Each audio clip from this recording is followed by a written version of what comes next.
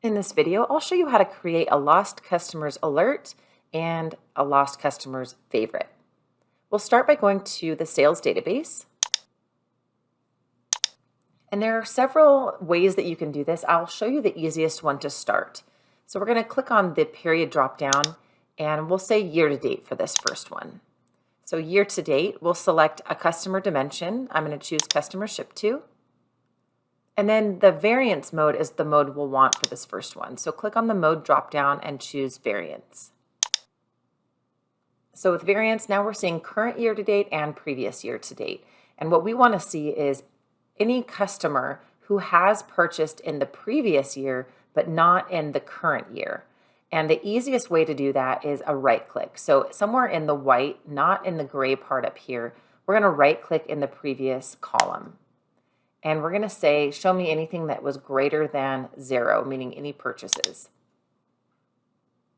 And then in the current column, we're going to right click and say equals 0 because we want to see customers who have purchased in the past and also not right now in the current. And down here at the bottom, you can see there's 446 customers we've lost. And there's a few more edits before we save this that I want to show you. If we sort this, we can see that there are a lot of customers on this list that we might not want on the list. So there are a few customers who purchased not very much in the previous year. So when we did the right click greater than and equal to, we had a starting point for advanced search, which is that magnifying glass in the upper right. So it's given us these calculations here as a starting point. So if we wanted to see only greater than, let's say, $1,000 purchase for the year prior, we can change that number here. And then I'll hit apply. So now you can see the number has gone down to 319. So there's one more edit that we'll want to make in order to make this dynamic. So even though we've chosen year to date, when we go to advanced search, you'll notice that there are dates of January to February, and it is not going to be dynamic unless you make the changes here. So we have to click on this box, choose the period tab, and then we'll change it here because as you can see, it says custom month with a hard date of January and February. So we'll choose year to date instead. And this first one is going to be previous.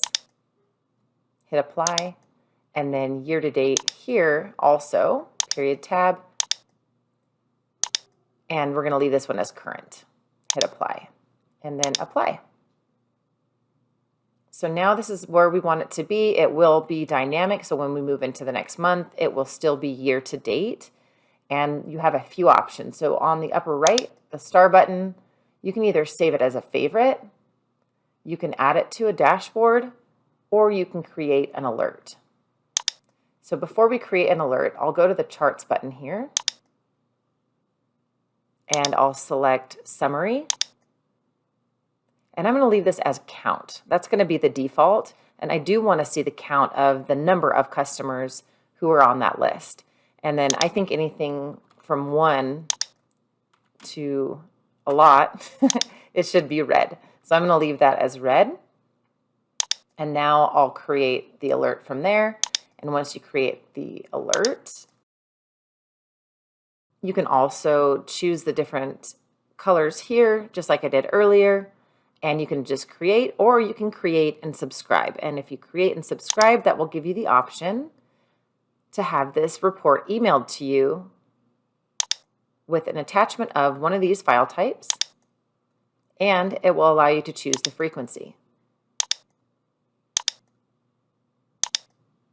And the next way I'm going to show you how to create this report is with custom mode. So I'm going to reset everything. And I'm going to go over to mode, custom. So one thing to note is if you are on the summary dimension, you won't see custom mode. So you do have to select a dimension. I'm going to use customer shipped to again, choose custom. And I'm going to clear these and start over. So we'll go to the plus button, select measure, and then I'm just going to clone this so we can have 3 of them because I'm going to make this one 2021, 2022, and 2023. From here, I'll click on this box. I'm going to keep this as sales and local value. Click on period. And I'm going to choose 2021 by going to the custom year option.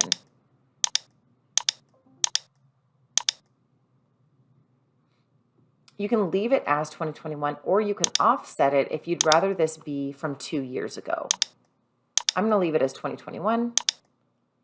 And then here, same thing, but 2022, custom year again. And hit apply. And then the final one, 2023, same thing. Click on period. Custom year, 2023. Hit apply and hit apply. So now we have those 3 columns of those time periods. If you prefer 2023 be on this side after you've already created it, you can go back to custom mode and you can move these around. From here, now I want to see any customers who have not purchased in 2023. So same thing as we did earlier by right-clicking and say equals 0. And then we want to see customers who have purchased in the past. So we're going to right-click in 2022 and say greater than 0. And also for 2021, greater than 0. And you can go to the advanced search again if you'd like to say greater than 1,000.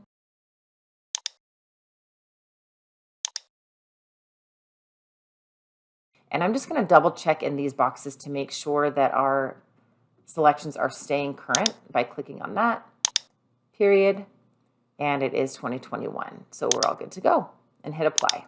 And then same thing here, you can save it as a favorite, add to a dashboard, or create an alert.